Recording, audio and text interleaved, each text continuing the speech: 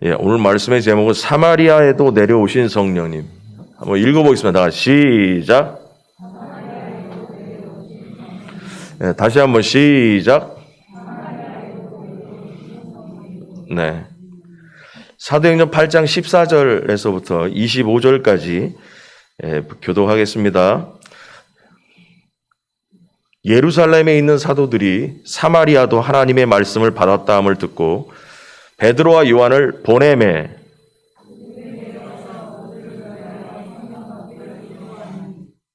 이는 아직 한 사람에게도 성령 내리신 일이 없고 오직 주 예수 이름으로 세례만 받을 뿐이더라.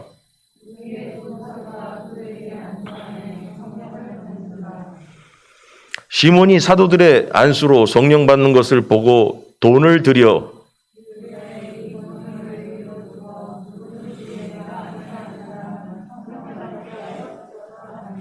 베드로가 이르되 네가 하나님의 선물을 돈 주고 살 줄로 생각하였으니 내 은과 네가 함께 망할지어다.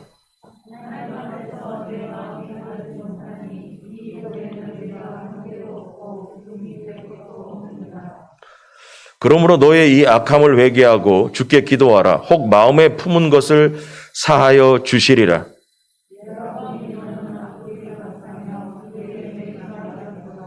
시몬이 대답하여 이르되 나를 위하여 주께 기도하여 말한 것이 하나도 내게 임하지 않게 하소서 하니라.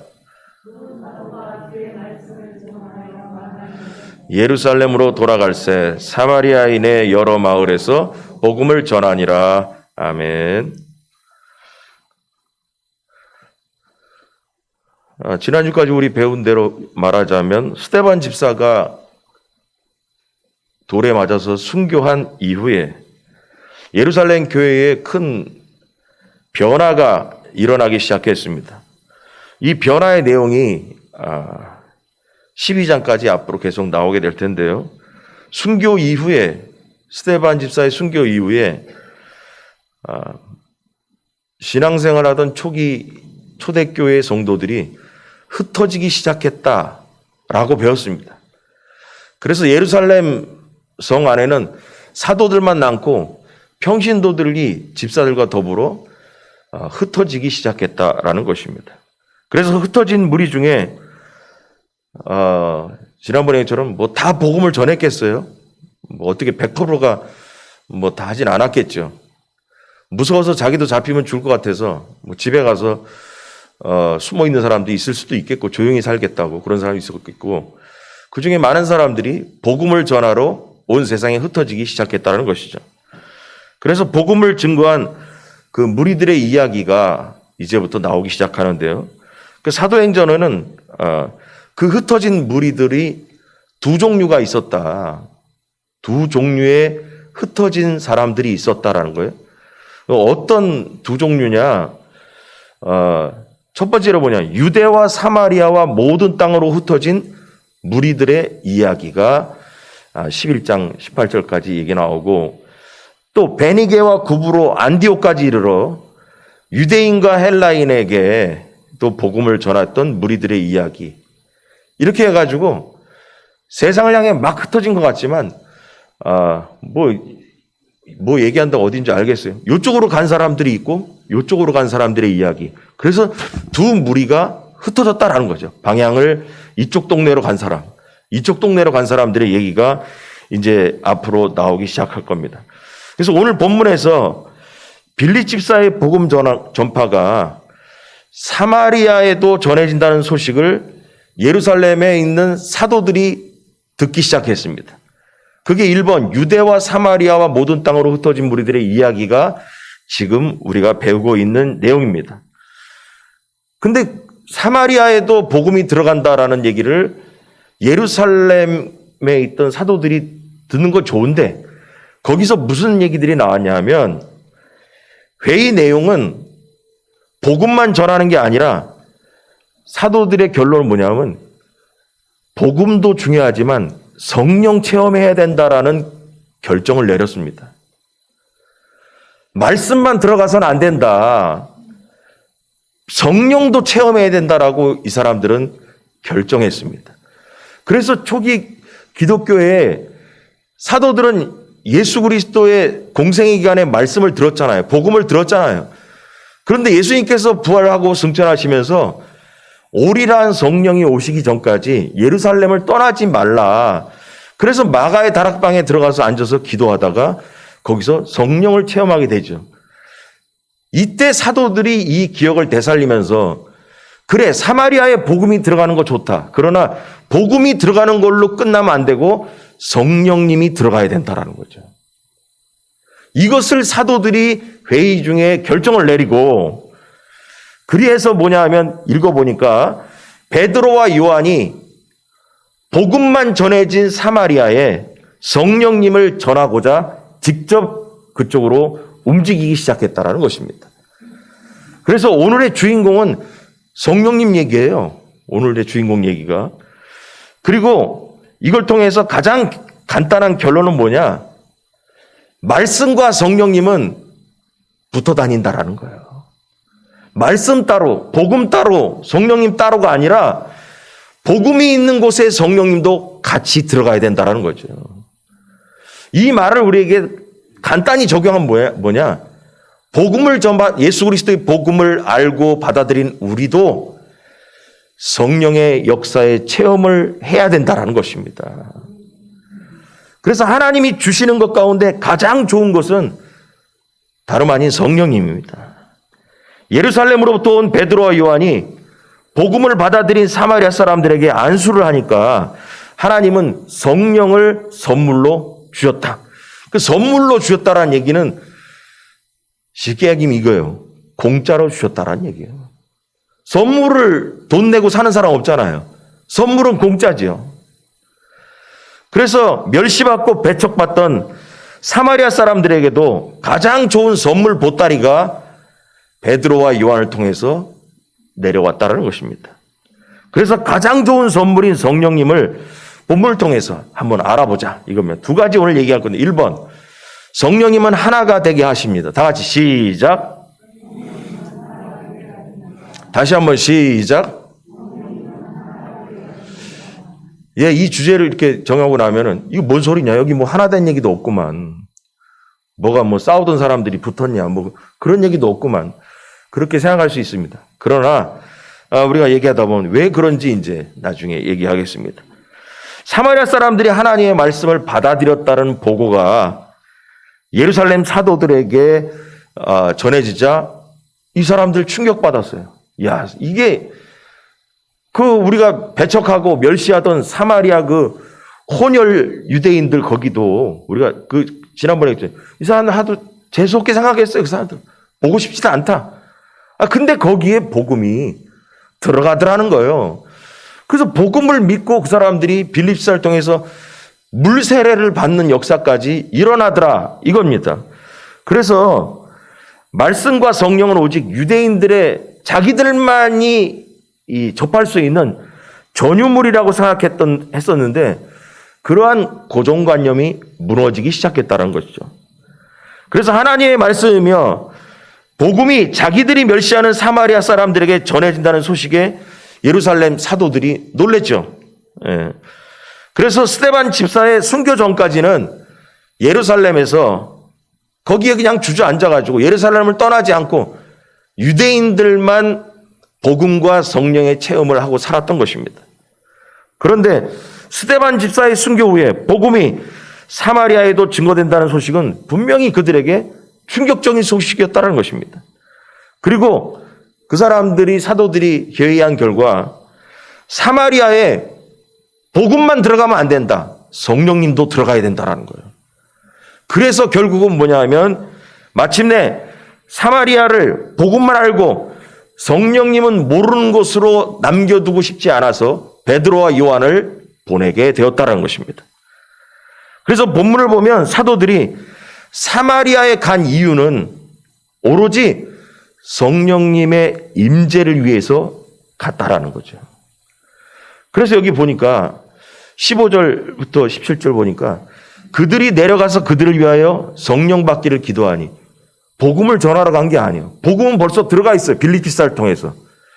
그래서 이 베드로와 요한은 가서 뭐냐 하면 성령 받기를 기도하니 이는 아직 한 사람에게도 성령 내리신 일이 없고 오직 주 예수의 이름으로 세례만 받을 뿐이다. 물 세례만 받았다라는 거죠.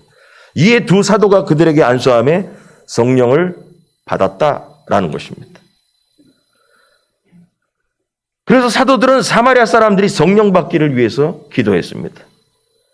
이전까지 사마리아 사람들은 예수의 이름으로 물 세례는 받았지만 진정으로 거듭남의 표시인 성령 세례를 받지 못했습니다. 그래서 여러분 이걸 통해서 우리 알아야 돼. 착각하면 안 돼. 신앙생활하면서. 복음만 받아 먹으면 다 되는 줄로 알면 안 됩니다. 만약에 복음, 예수 그리스도의 복음만 들어가면 다 됐다면 베드로와 요한이 뭐하러 거기 가서 성령 임재를 위해서 안수를 했겠어요? 요한복음 3장 5절 다 같이 시작.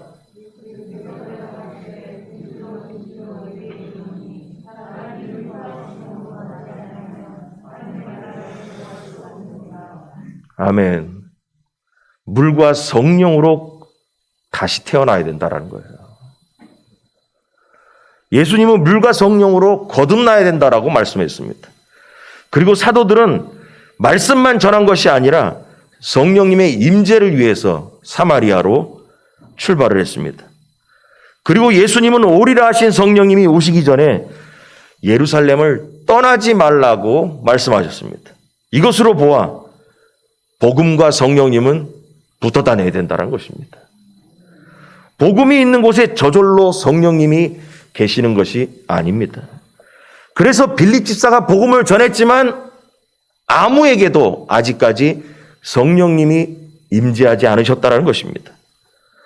복음은 우리에게 구원의 길을 가르쳐 줍니다. 예수님께서 우리의 죄를 대신해서 십자가에서 돌아가신 것을 알려주는 것이 복음의 내용입니다. 그러나 그것으로 우리가 복음적인 삶을 살 수 있느냐? 살지 못합니다. 우리가 교회를 다녀도 복음을 접하고 받아들였더라 할지라도 일생 살아가면서 복음적으로 살지는 못해요. 복음적으로 사는 성도가 되려면 회개하고 성령님을 받아야 됩니다. 성령님이 내 안에 들어오셔야 복음적인 성도가 되는 겁니다. 여러분 베드로가 이렇게 얘기했습니다. 앞에서 배웠습니다. 2장 38절 다 같이 시작.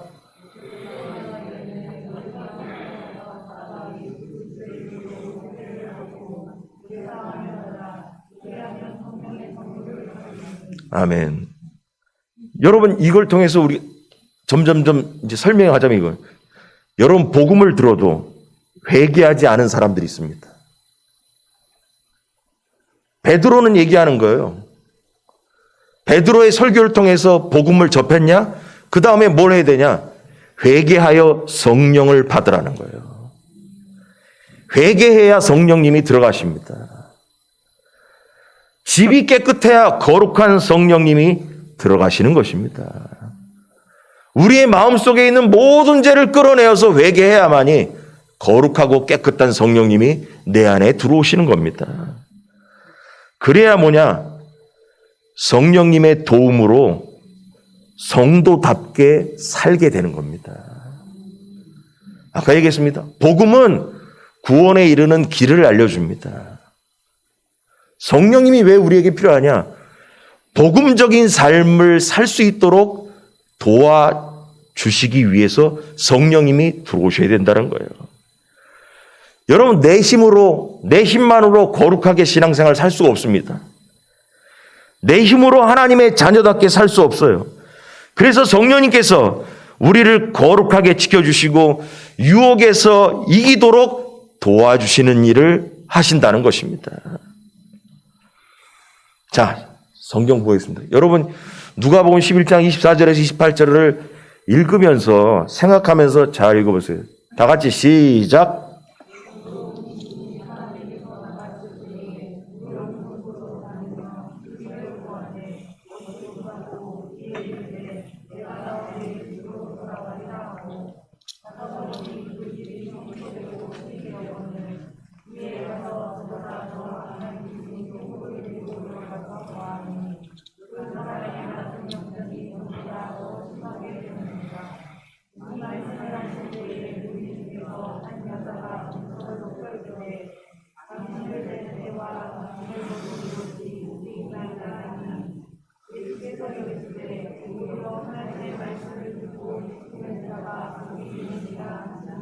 아멘. 여러분, 더러운 귀신이 사람에게서 나갔다라는 거예요. 나갔는데 더러운 귀신은 쉴 만한 곳이 어디냐? 물 없는 곳으로 찾아다녀요. 그럼 이걸 보면서 야, 그러면 귀신은 강가나 시내가 냇가 있는데 바다나 그런 데는 귀신이 없겠네. 산속이나 이런 밭이나 이런 데만 귀신이 있겠네. 여러분, 성경이 그런 얘기 하는 게 아니에요. 근데 보세요. 더러운 귀신이 사람에서 나갔다. 여러분, 우리가 복음을 만나고 나서 우리 안에 귀신이 나갔다고 쳐요. 근데 나갔는데 이 귀신들이 어디를 가냐? 물 없는 곳을 찾아다닌다는 거예요. 물 없는 곳을 가야 쉴 수가 있다라는 거예요. 근데 얻지 못하고 이에 이르되 내가 나온 내 집으로 다시 돌아가야지. 내 집이 어디예요? 우리 속에 들어오는 거예요. 우리 겉사람. 이 육신 안으로 귀신이 들어오는 거예요. 근데 이에 가서 보니까 그 집이 청소되고 수리되었더라.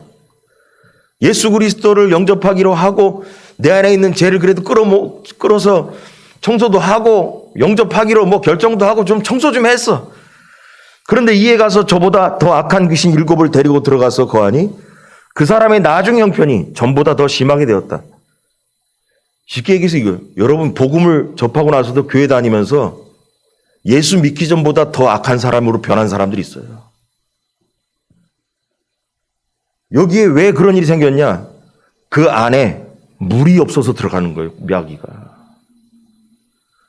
그럼 우리 안에도 뭐냐 하면 마귀가 들어와서 쉴 수 없게끔 물이 있으면 되는 거예요. 내 안에 물이 있으면 귀신이 못 들어오는 거예요. 근데 이 물이 없는 거야. 그러니까 마귀가 다시 들어와서 귀신이 쉴 곳을 찾게 되는 거죠. 근데 뭐냐? 나갔다 들어온 귀신은 자기 혼자 들어오지 않는다. 7 귀신을 갖고 데리고 온다. 그랬더니 20절 이 말씀하실 때 무리 중에 한 여자가 음성을 높여 이르되 당신을 뵌 태와 당신을 먹인 젖이 복이 있나이다 했더니 예수님 뭘 하시냐? 하나님의 말씀을 듣고 지키는 자가 복이 있다라는 거죠. 여러분, 복음을 접하는 게 중요한 게 아니라 말씀을 듣고 지키는 자, 말씀대로 복음대로 사는 자가 복받은 사람이라는 거예요. 그러면 있잖아요. 귀신으로부터 떨어진 삶이 어떤 거냐? 내 안에 물이 있으면 못 들어와요. 그러면 이게 뭐냐 하면 성령님이 우리에게 필요한 이유 중에 하나가 말씀대로 말씀을 듣고 지키는 자가 되게 하는 것이 성령님이 하시는 일인데 여러분, 내 힘만으로 교회를 다녀도 거룩하게 살 수가 없어요. 왜냐? 우린 죽는 날까지 잡음죄를 또 줘요. 유혹에 빠지고 또 안 한다고 했던 거 또 죄를 짓고 반복되면서 사는 거예요. 복음을 접했지만 복음적인 성도로 완전히 뒤바뀌어지지가 않는다라는 거죠. 그래서 뭐냐? 내 안에 성령님이 들어오셔서 나를 지배해 주셔야 죄에서 우리가 멀어질 수 있다는 것입니다. 그래서 성령님이 내 안에 들어오셔야 된다는 거예요. 성령님이 내 안에 들어오셔서 나를 지배해서 죄악이 내 안에 들어오지 못하게 튕겨주는 역할을 하는 것이 바로 성령님인 거죠. 그러면 그 성령님이 바로 뭐냐? 물입니다. 물. 보겠습니다. 요한복음 7장 38절 39절 다 같이 시작.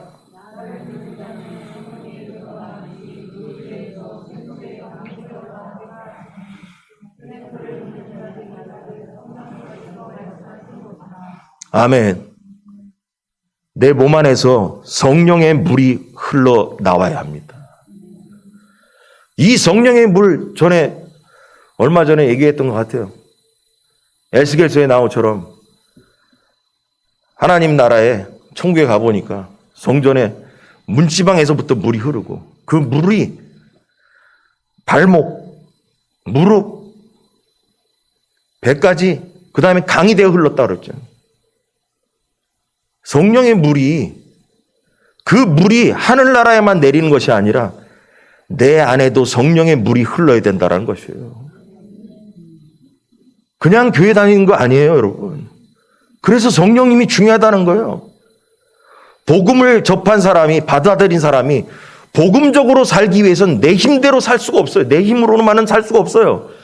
그래서 성령님의 도움을 받아서 성령의 힘으로 복음적인 성도로 유지하며 살아야 된다는 것이죠. 그래서 내 안에 성령님의 물이 흘러야 된다는 것입니다. 그래야 귀신이 내 안에 쉬로 못 들어온다는 거예요. 내 안에 성령님의 생수가 흐를 때 귀신은 내 안에 쉬로 못 들어온다는 거예요. 자기 집이 성령님의 집으로 바뀌었기 때문에 못 들어온다는 것입니다. 여러분, 그래서 베드로와 요한은 빌립집사가 복음을 전할 이후에 성령님을 오시게 하기 위해서 가셨던 것입니다. 그래서 베드로와 요한이 사마리아 사람들을 위해 기도하자 사마리아 사람들에게도 성령님의 임재가 즉시 나타났다는 것입니다. 이 본문을 통해서 우리가 알 수 있는 것이 또 있습니다. 오늘 1번 주절에 했던, 여러분, 사마리아 사람들이 성령님을 받음으로 예루살렘 교회와 사마리아가 하나가 되는 겁니다. 그 전까지는 예루살렘 교인들도 사마리아 사람들을 배척하고 멸시했죠. 그러나 성령님이 들어가고 나니까 이 사람들의 고정관념이 다 바뀌는 거예요. 예루살렘 교회와 미워하던 그 사마리아의 성도들이 하나가 되게 되었다는 것입니다. 그들에게도 복음이 들어가고 그들도 하나님의 백성이라는 것이 깨달음이 와서 한 형제 자매가 되었다는 것입니다. 그래서 교회는, 초대교회는 참된 연합으로 나가는 길을 얻게 되었다는 것입니다. 그래서 성령께서 사마리아 사람들에게 임재하심으로 교회가 점점 확장되어지고 견고하게 쓰게 되는 역사가 일어난 것입니다, 여러분. 그래서 여러분, 하나님은 예루살렘 교회의 지도자들이 사마리아 사람들에게 안수했을 때 성령님을 보내주심으로 마침내 예루살렘 교회와 사마리아 교회가 한 성령 안에서 하나가 되게 만들었다는 것입니다. 여러분, 그래서 성령님은 이렇게 교회를 하나 되게 하는 영이십니다. 성령 안에서만 교회가 교회다워지고 하나가 될 수 있는 것입니다. 여러분, 그래서 성령님이 임재하시면 하나가 되는 역사가 일어나는 줄 믿으시기 바랍니다. 이것이 성령님의 원리다라는 거예요. 그래서 성령님은 쪼개는 역사가 아니라 하나가 되는 역사를 일으키신다라는 것입니다. 그러므로 우리에게 질문합니다. 내가 성령의 사람이라면 어딜 가든지 하나가 되는 역사를 일으키는 사람이 되길 바랍니다. 내가 진정한 복음적인 사람이라면 쪼개는 사람이 아니라 하나를 이루는 주인공이 되기 바랍니다. 이게 바로 성령이 임재한 사람들의 하는 일이라는 것입니다. 우리 모두에게 성령님의 강력한 지배하심이 있기를 주님의 이름으로 간절히 축원합니다. 자, 이 두 번째로 성령님을 오해하면 안 됩니다. 다 같이 시작. 다시 한번 시작. 사마리아 교회에 복음도 들어갔고 성령님도 들어가기 시작했습니다. 성령님이 하늘에서 임재해서 성도들의 심령 가운데 들어가기 시작했습니다. 하지만 모든 사람이 다 성령의 충만함을 체험한 것은 아니었다라는 것입니다. 여러분, 100%는 없어요. 100%. 어딜 가든지 100% 나를 지지하고 100% 나를 좋아하고 100% 하나님의 역사가 있고 그러진 않아요. 예수님도 능력 있으신 분이지만 가룟 유다가 예수님을 배반하는 사람이 나왔잖아요. 100%가 아니에요. 어디든지 틈이 생기면 여러분 귀신은 들어오게 된 거예요. 그래서 사마리아 사람이 베드로와 요한의 안수기도로 성령님이 임재했지만 그 와중에 이름이 나온 사람 누구냐? 시몬이라는 마술사가 등장합니다. 오히려 성령에 대해서 오해하고 화를 자초한 사람이 있었습니다. 바로 이 시몬인데, 사마리아 성에 살고 있던 이 시몬은 마술을 통해서 사람들에게 명성을 떨치던 사람이다. 아마 신기한 일을 좀 보여줬나 보죠. 아마도 뭐냐 하면 어떤 귀신의 역할을, 귀신의 쓰임을 받은 사람이 아닐까라는 생각을 할 수 있어요. 근데 이 사람의 마술이 얼마나 영향력이 있고 사람들의 마음을 흔들어 놓았던지, 여기 성경 본문에 보니까 시몬의 마술을 보면서 하나님의 능력이라고 여기는 사람들이 적지 않았다. 많은 사람이 그렇게 생각했다는 거예요. 자, 그래서 이 8장 9절 10절 읽어볼까요? 다 시작.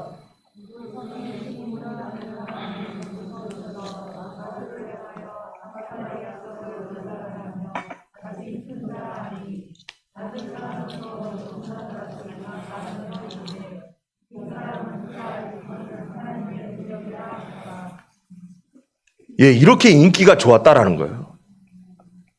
그래서 사마리아 사람들은 오랫동안 시몬의 마술을 놀랍게 여겼다는 거예요. 낮은 사람부터 높은 사람까지 다 시몬을 따랐다는 거죠. 그래서 설교 준비하면서 이 시몬이 뭐 하는 사람인가 그래서 좀 찾아보랬더니만, 나중에 이 시몬의 이름이 시몬 마구스라는 이름으로 바뀌게 되는데, 그리고 그 이름으로 활동을 하게 됩니다. 빌립 집사와 베드로, 요한을 만난 이후에 자기 나름대로 독자적인 세력을 만들어서 활동을 하게 되는 이단으로 등장하게 되는데, 우리가 가끔 얘기했던 영지주의자의 창시자로 알려져 있다고 합니다. 그리고 사마리아 사람들은 거의 모두가 시몬을 최고의 신처럼 받들었다고, 존경했다고 합니다. 또한 이후에 이 사람이 자료에 의하면 베드로에게 마술을 걸려고 혼자서 엉뚱한 짓을 하다가 다 실패했다라는 보고도 있다고 합니다. 또한 자신도 나중에 예수님처럼 죽었다가 3일 만에 다시 살 것이라는 주장을 하면서 로마에서 스스로 생매장되기를 결단하기도 했던 자료가 있다고 합니다. 결국 이 사람을 이렇게 내용을 쭉 보니까 나름대로 조금의 신기한 일을 보여주는 사람이었던 것 같아요. 그럼 뭐냐? 사람이 신기한 일을 보내주는 거는 영적인 것이 가미되지 않으면 절대 그럴 수 없어요. 사람 힘으로 어떻게 해? 초능력자도 아닌데. 그러면 무당들이나 뭐 하는 것처럼 귀신의 영을 받아서 엉뚱한 짓을 했다라는 것을 알 수 있겠죠. 그랬던 마술사 시몬이 빌립의 전도를 통해서 물세례를 받았다라는 거예요. 여러분, 근데 물세례 받았다고 사람이 달라지지 않아요. 쉽게 얘기해서 여러분, 무당하던 사람이 교회 나온다고 해서 달라지지 않아요. 중요한 건 뭐냐? 성령을 받아야 된다는 거예요. 하지만 이 사람이 빌립 집사를 통해서 복음을 받아들이고 빌립 집사를 따르기까지 했습니다. 하지만 시몬이 마음을 빼앗겼던 것은 뭐냐? 말씀이 아니라 빌립 집사를 통해 나타나는 표적을 찾았던 것이죠. 예수 그리스도의 복음이 맛있는 것이 아니라, 그는 예수님의 십자가 사건이 중요한 게 아니라 빌립 집사가 행하는 이적에 더 관심이 있었다라는 거예요. 그래서 뭐냐? 나도 이적을 일으키면 얼마나 더 인기가 더 좋을까? 그 생각 때문에 빌립 집사를 따랐다는 거죠. 그래서 얘기하는 겁니다, 여러분. 전부터 뭐라 했어요? 예수 믿으면 돈 많이 벌 수 있다는 둥. 예수 믿으면 애 못 낳는 사람도 애 낳을 수 있다는 둥. 그렇게 전도하지 말라고 그랬어요. 그거 복음이 아니라니까요. 복음은 뭐냐? 예수 그리스도를 통하여 우리의 죄가 해결받고 천국 갈 수 있다는 게 복음인 것입니다. 그러면 이런 사람들이 교회 안에 등장하는 거예요. 예수 믿으면 돈 많이 번다면서. 그래서 예수님 통해서 우리의 죄의 구원에 대해서 관심이 없어. 오로지 돈 벌기 위해서 교회 나오는 거야. 오로지 애 못 낳는 사람이 애 낳기 위해서 교회 나오는 거야. 복음은 필요 없어. 오로지 애 낳기 위해서. 여기서부터 바로 뭐냐? 마술사 시몬같이 복음이라는 곳을 향해 달리는 게 아니라 이적을 일으키는 사람이 돼서 인기를 누리기 위한 것으로 이 사람은 달리기 시작하는 거예요. 그래서 잘못된 신앙으로 교회에 나오는 사람들이 있으면 안 된다는 거죠. 또한 성령님께서 내 안에 계시는 것이 중요한 게 아니라 이 사람 얘기를 들어보면 성령님을 분배하는, 자기도 베드로와 요한처럼 기도하면 성령이 임재하는 그 권세가 멋있어서 따라서 했다라는 거예요. 그래서 돈을 주고라도 나에게도 기도하면, 안수를 하면 성령님이 임재하는 그 권세를 나에게 달라고 베드로한테 요구하다가 혼나버린 거예요, 지금. 그래서 베드로와 요한이 안수할 때 사람들에게 성령님이 임하는 걸 보면서 나도 그런 능력을 달라고, 내가 돈을 지불할 테니까 나에게 그런 능력을 달라고 했습니다. 결국 본문을 읽어보면 사마리아 성에 있는 성도들은 베드로와 요한을 통해서, 안수를 통해서 성령을 받았지만 이 마술사 시몬은 베드로한테 혼내킴을 당하고 성령을 못 받았다라는 것이죠.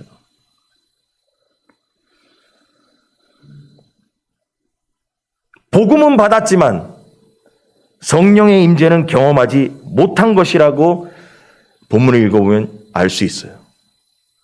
그럼 여러분, 이걸 통해서 우리 적용하는 거예요. 교회 안에도 마술사 시몬처럼 복음은 들었지만 성령의 임재는 경험하지 못한 사람이 얼마든지 있다라는 거예요. 얼마든지 있다라는 거예요. 하나님의 권능은 돈으로 살 수 있는 것이 아니라 하나님의 선물임을 몰랐던 것입니다. 선물 얘기했어요? 선물이란 말도 어려우니까. 공짜라는 걸 몰랐다라는 거예요.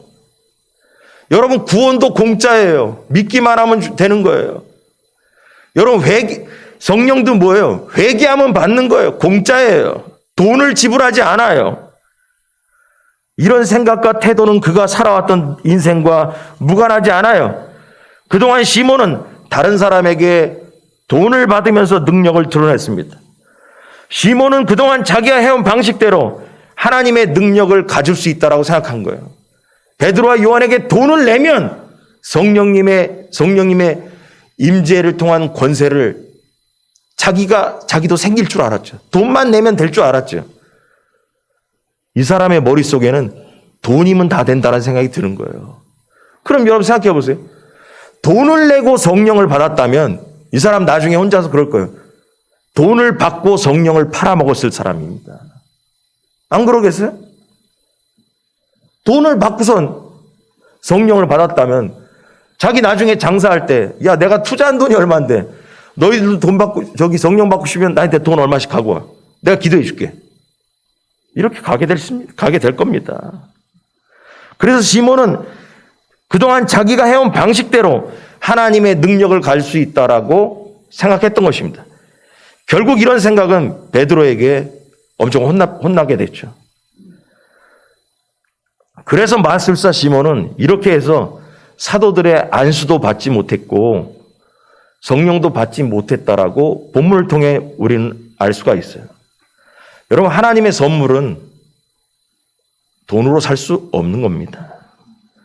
성령님은 하나님의 은혜로 주시는 것입니다. 하나님의 영적인 모든 것은 돈을 주고 받는 것이 아닙니다. 하나님은 우리에게 선물로 주시는 겁니다. 선물은 공짜라고 얘기했습니다. 그 중에 가장 큰 공짜 선물이 뭐냐? 바로 예수 그리스도께서 나의 죄를 위해 죽으신 것이 가장 큰 공짜 선물입니다. 그 값을 돈으로 치를 수가 없어요. 하나님의 아들이 나의 죄를 위해 대신 죽은 것을 내가 이 세상에 어떤 돈으로 값을 지불하고 그 고마움을 갚을 수가 있겠어요? 못 갚아.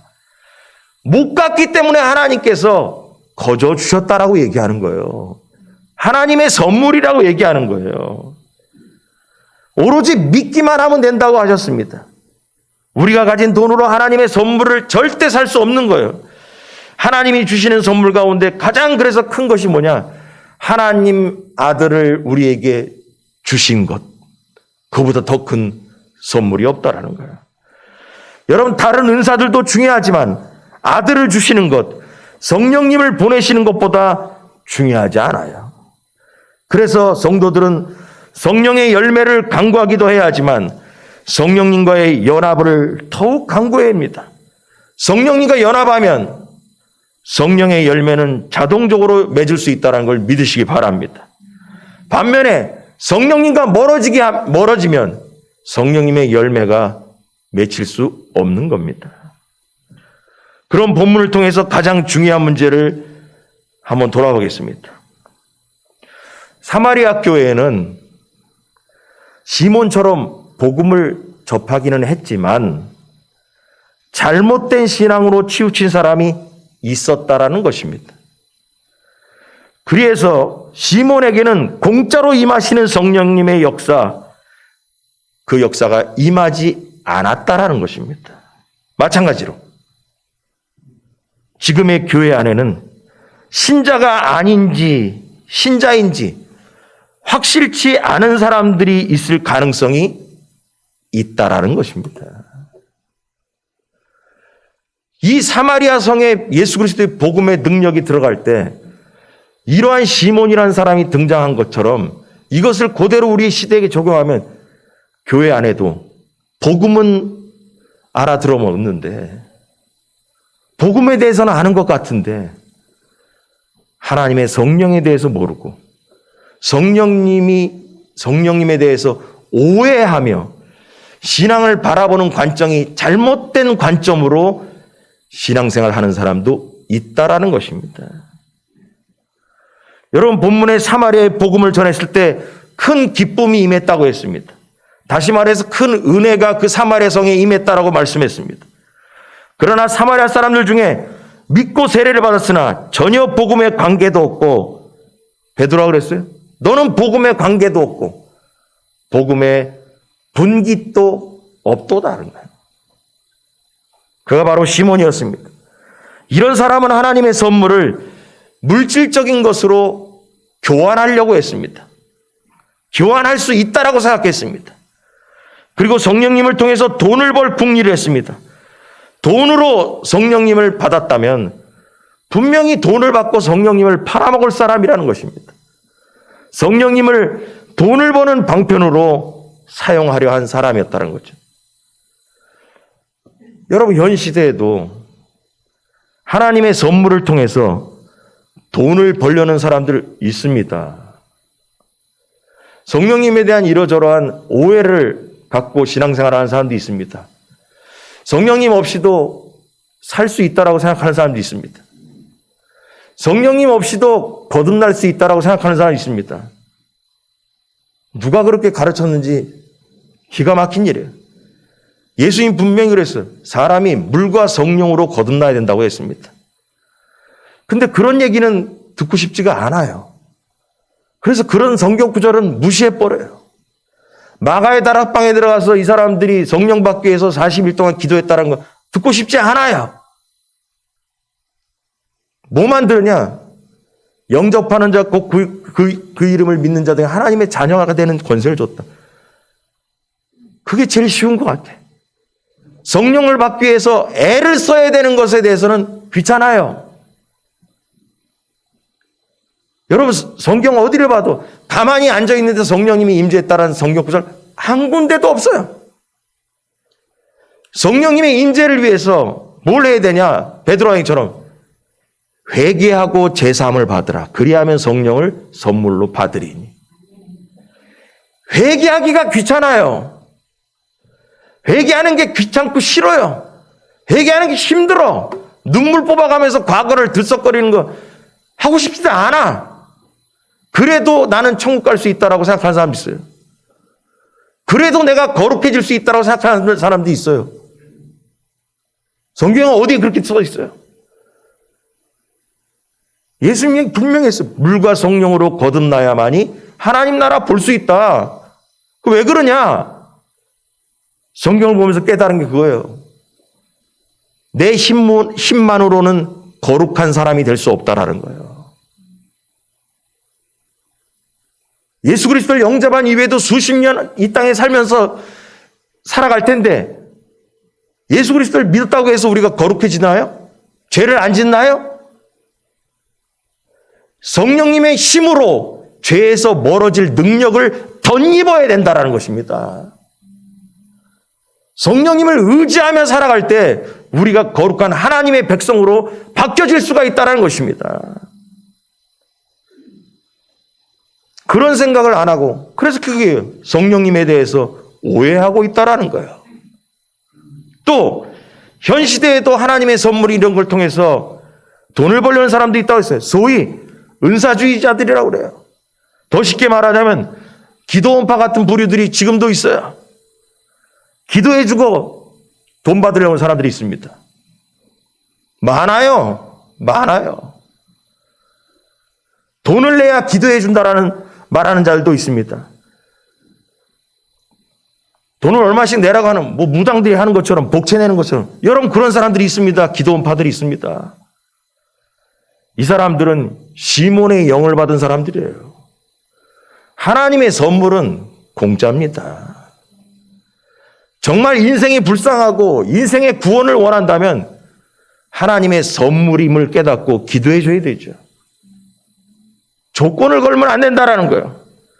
여러분 성도는 이런 사람들을 조심해야 하며 시몬의 사상을 갖고 신앙생활을 하면 안 된다라는 것입니다. 우리 안에도 성령님을 무시하고 성령님 없이도 나 잘 살고 있어. 천만의 말씀. 지난주에 뭐랬어요? 하나님께서는 사용하시는 도구가 있다. 환경과 사람이라고 했잖아요. 그 사람의 특징이 뭐예요? 내 생각이 아니라 하나님의 생각을 가진 사람, 고정관념이 깨진 사람을 통해 하나님이 일하신다고 그랬죠. 그럼 우리의 고정관념을 깨는 게 뭐예요? 성경 말씀대로 믿고 사는 사람이 하나님이 쓰시는 사람입니다. 딴소리 할 거 없어요. 물과 성령으로 우린 거듭나야 됩니다. 믿습니까, 여러분? 그러지 않은 사람은 나는 성령님 없이도 난 살 수 있다는 거죠. 예수님께서 그랬어요. 보혜사 성령님. 보혜사 성령이 무슨 뜻이냐? 도우시는 분이라는 거야. 성령님께서 뭐냐? 가르치시고 생각나게 하시고 인도하시는 역사가 성령님에 통해서 나타난다고 했어요. 우리가 무슨 일을 할 때 가르치시고 생각나게 하시고 인도하신다는 거죠. 잘못된 길로 가지 못하게 하려고. 그래서 성령님의 지배를 받아야 거룩한 삶으로 우리가 방향을 돌릴 수 있다는 것입니다. 여러분, 그래서 성령님에 대해서 오해하면 안 된다는 거예요. 우리는 오로지 회개하여 성령님을 선물로 받는 주인공들이 되길 간절히 축원합니다. 할렐루야. 우리 다 같이 주여 삼창 기도하겠습니다.